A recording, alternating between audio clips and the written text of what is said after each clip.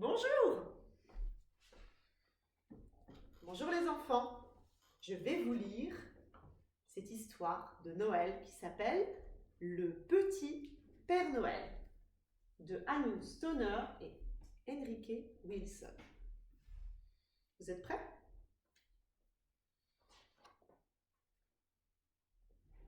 Il était une fois dans le nord, tout au nord, au pays où tombe la première neige quand c'est encore l'été chez nous, dans le village secret des Pères Noël, un petit Père Noël incapable d'attendre la saison de Noël.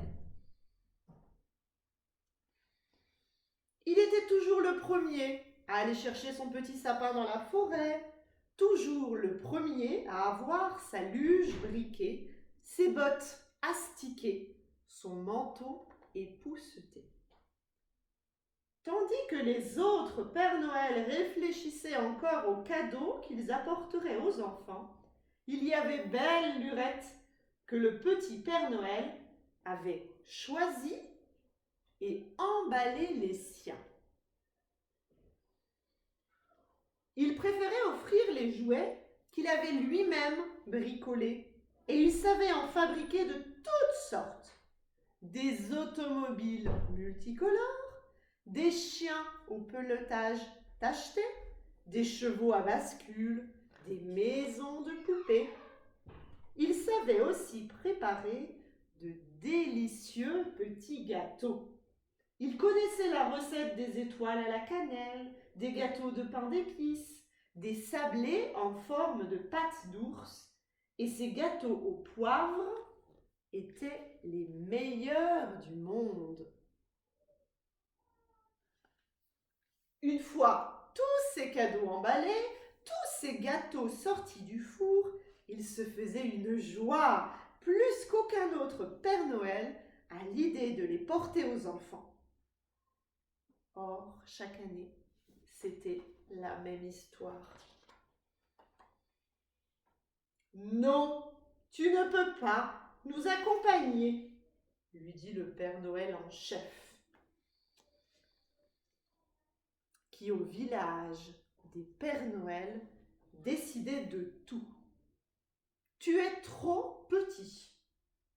Les enfants te regarderont de travers, » lui cria un jeune Père Noël insolent. « Encore faudrait-il qu'il puisse le voir, » lança un autre. « Avec son traîneau microscopique, » s'exclama un troisième. C'était méchant, et il s'en fallut de peu pour que le Père Noël en chef ne les tienne consignés, eux aussi, à la maison.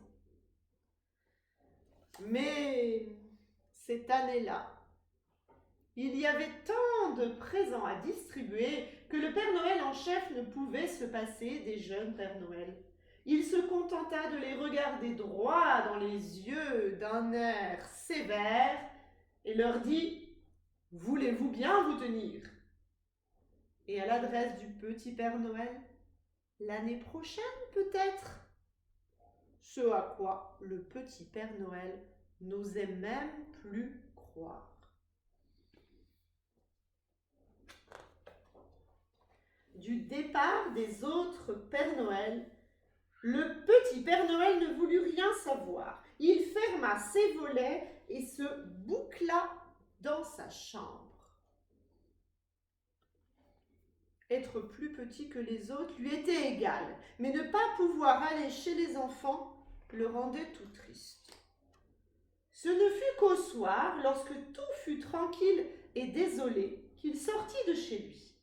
Puisqu'il n'était pas permis de voyager, il voulait au moins se dégourdir un peu les jambes.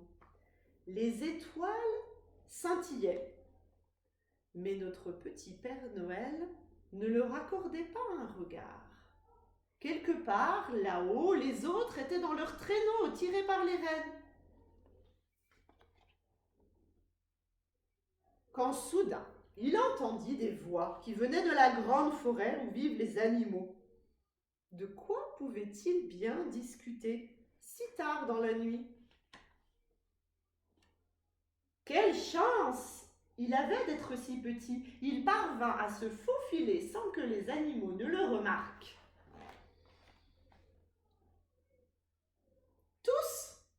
étaient là. L'écureuil, le lièvre, le loup et le cerf, les souris, et tous de méchante humeur. « C'est toujours comme ça, grognait l'ours. Les Pères Noël vont chez les hommes, jamais chez les animaux. Ils n'auraient pourtant pas loin à aller, murmura le lièvre. Il en a toujours été ainsi, dit la vieille chouette. Je crains que cela ne change jamais.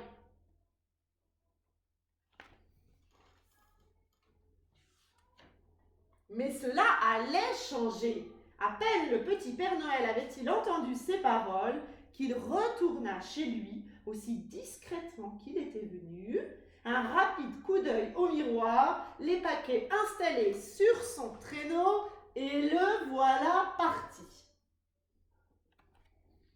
Ne manquaient que les rennes, qui tous faisaient leur tournée, mais il pouvait bien pousser sa luge jusqu'à la grande forêt. Jamais la grande forêt n'avait connu une telle fête. Le petit Père Noël avait apporté un présent pour chacun.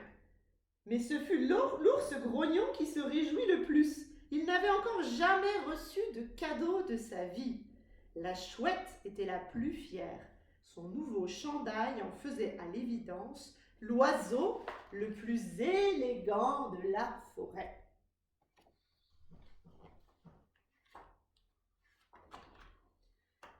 Sitôt après le retour des grands Pères Noël, le petit Père Noël alla trouver le Père Noël en chef pour lui raconter son aventure dans la forêt. Le Père Noël en chef fut si étonné qu'il le nomma Père Noël des animaux. « Bravo !» s'exclamèrent les grands Pères Noël, qui par 3 fois le lancèrent en l'air. Depuis ce jour, le petit Père Noël a autant d'importance que les grands. Et depuis, c'est comme ça, tous les ans.